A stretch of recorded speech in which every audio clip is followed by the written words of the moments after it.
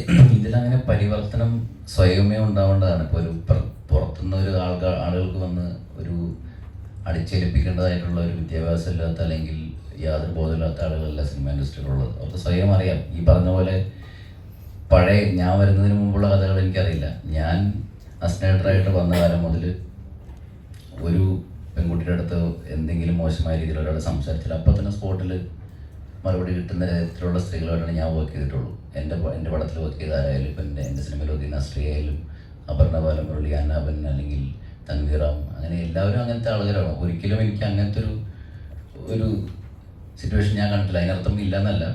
ഇവിടെ അങ്ങനെ ഒരു പ്രത്യേകിച്ചൊരു വിശുദ്ധീകരണം അല്ലെങ്കിൽ നവീകരണം എന്ന് പുറത്തുനിന്ന് ആൾ ചെയ്യേണ്ട ആവശ്യം സ്വയം എല്ലാവരും തന്നെ ചെയ്യുന്നതാണ്. ഇപ്പോൾ എനിക്ക് തോന്നുന്നു ഇവിടെ ഇരിക്കുന്ന ആളുകൾക്ക് ആർക്കും അങ്ങനെ എന്ത് ചെയ്യണം എന്നറിയാതെ പുറത്തുനിന്ന് ഒരു ഹെൽപ്പ് കിട്ടേണ്ട ഗതികേട്ടിലൊന്നും ആരും ഉണ്ടാവില്ല. അതാരും സിനിമയിൽ അങ്ങനത്തെ ഒരു അവസ്ഥ വന്നിട്ടൊന്നുമില്ല. പിന്നെ പണ്ട് ചെയ്തിട്ട് കാര്യങ്ങൾ എന്തെങ്കിലും മോശമായിട്ടുണ്ടെങ്കിൽ സ്വാഭാവികമായിട്ട് അതിനുള്ള ഉത്തരങ്ങൾ അവർ കിട്ടണം എന്ന് തന്നെയാണ് എൻ്റെ ആഗ്രഹം. പിന്നെ ഞാനിങ്ങനെ സിനിമ ചെയ്യുമ്പോൾ ഒരു ആണിനെ ഹൈലൈറ്റ് ചെയ്യാം അല്ലെങ്കിൽ ഒരു സ്ത്രീയെ അങ്ങനെ ഒന്നും ഞാൻ എൻ്റെ അടുത്ത് ധന്യവർമ്മ നമ്മുടെ സിനിമയിൽ അഭിനയിച്ചിട്ടുണ്ട് സാറാസില. അപ്പോൾ ശരി തന്നെയാണ് എൻ്റെ അടുത്ത് പറഞ്ഞത്, നിങ്ങൾ ശരിക്കും ആളായിട്ട് കാണുന്നതുകൊണ്ടാണ് എന്താ പറയുക ഒരു രണ്ട് പക്ഷമായിട്ട് നിൽക്കാത്തത്. നിങ്ങൾ ഒരാളുടെ തോന്നിയതൊക്കെ വിളിച്ച് പറയുന്നത് സ്ത്രീയാണോ പുരുഷനാണോ നോക്കുന്നില്ല, അവർ ഒരു വ്യക്തിയായിട്ട് കാണുക എന്ന് പറഞ്ഞ പോലെ.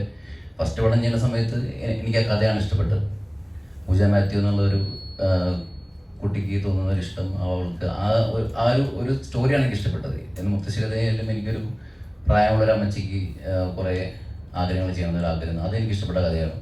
സാറാസായാലും എന്താ പറയുക ഒരു കുട്ടിക്ക് അവളുടെ ശരീരത്തിൽ അവൾക്കാണ് ഏറ്റവും കൂടുതൽ സ്വാതന്ത്ര്യം തോന്നുന്നൊരു കഥയാണ്. അപ്പോൾ ഈ പറഞ്ഞ പോലെ 2018 എൻ്റെ വീട്ടിൽ വെള്ളപ്പൊക്കം വന്നിട്ട് എനിക്ക് തോന്നിയൊരു കഥയാണ്. അപ്പോൾ എനിക്ക് ഇഷ്ടപ്പെടുന്നത് കഥകളാണ്, അല്ലാതെ ഇന്ന ആളെ വെച്ച് സിനിമ ചെയ്യണം എന്നൊക്കെ ആഗ്രഹമുണ്ടുള്ളൂ. ഇപ്പോൾ മമ്മൂക്കനെ ചെയ്യണം എന്നൊരു ആഗ്രഹമുണ്ട്, ലാലേട്ടനെ സിനിമ എന്ന് പറഞ്ഞ് ഞാൻ അവർക്ക് വേണ്ടി സിനിമകൾ ഉണ്ടാക്കാൻ നോക്കാറില്ല.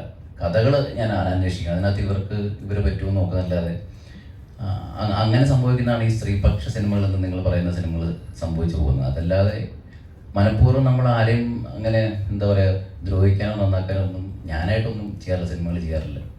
പിന്നെ പരിവർത്തനമൊക്കെ സ്വയം എല്ലാ മേഖലകളിലും സ്വയം ശുദ്ധീകരണം ഉണ്ടാവുന്നുണ്ട് എല്ലായിടത്തും. നമ്മളത് പ്രത്യേകിച്ചൊരു ടീം പുറത്തുനിന്ന് ചെയ്യേണ്ട ജോലിയാണെന്ന് ഞാൻ വിശ്വസിക്കുന്നില്ല.